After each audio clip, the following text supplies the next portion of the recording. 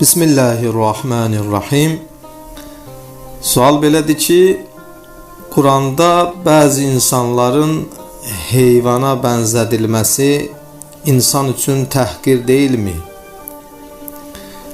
Cavab belədir ki, heyvanların faydası və bəzi insanların əməlləri nəzərdən keçirilsə, yəni biz heyvanların faydasına baxsaq və bəzi insanların əməllərinə nəzər salsaq, görərik ki, Quran-ı Kərimin sözü məntiqə uyğundur.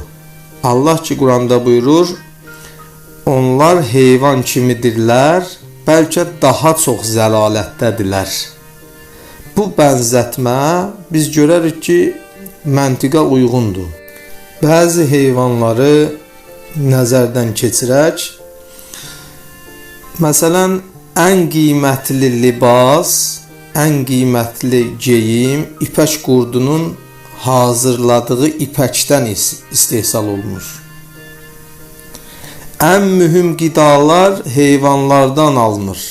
Məsələn, ət, yağ, süd, qatıq, bal və sair nemətlər heyvanlardan alınır. Heyvanlar nəqliyyat vasitəsi kimi istifadə olunur. İnsanlara xeyir verir, bəşəriyyətə xeyir verir. Heyvanların köməyi ilə torpaqları minalardan təmizləyirlər. İnsanlar bir çox bilikləri heyvanlardan əxz ediblər. Məsələn, Adəm övladı ölünün dəfnini qarğadan öyrənib. İnsanlar ölünü necə dəfn edərlər, onu qarğadan öyrənib. Şanəpipik Səba xalqından Süleymana xəbər gətirir. Peyğəmbərə yardım edir, insanlara xidmət edir. Hörümçək öz toru ilə İslam Peyğəmbərini qorudu, Allahın izni ilə. Hörümçək öz toru ilə İslam Peyğəmbərini qorudu. Heyvanlar əhəlləşmək qabiliyyətinə malikdirlər. Bəzi heyvanlar var, əhəlləşmək qabiliyyətinə malikdirlər. Məsələn, bizim İslamda da təlim görmüş itin etdiyi ov halaldır. Təlim görmüş itin etdiyi ov halaldır. İlan kimi bir zərər verici yalnız ona yaxınlaşanda insanı çalır.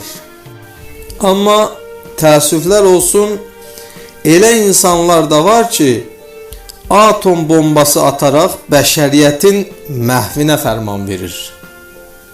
Günahsız yerə qadınları, uşaqları öldürürlər. İlan belələrindən üstün deyilmi? Özümüz öz üzərimizdə təhlil eləyək. Görək, ilan belələrindən üstün deyilmi?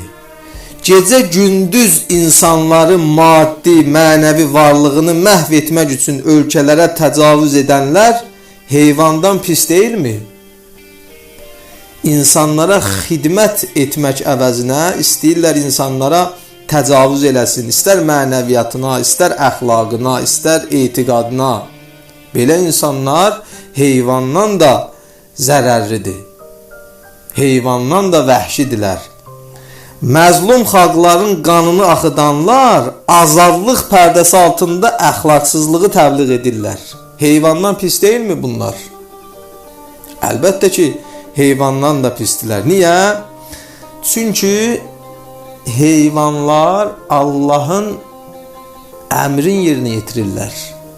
Öz vəzifələrin yerinə yetirirlər yaşayışda. Amma insanlardan ki, insanlıq tələb olunur, onu icra eləmirlər, bəşəriyyətə xidmət eləmirlər, bir-birinə hörməti azaldırlar, xidmət əvəzinə xəyanət edirlər bir-birinə. Ona görə də Quran-ı Kərimin məntiqinə əsasən heyvanlar belə şəxslərdən əlbəttə ki, üstündür.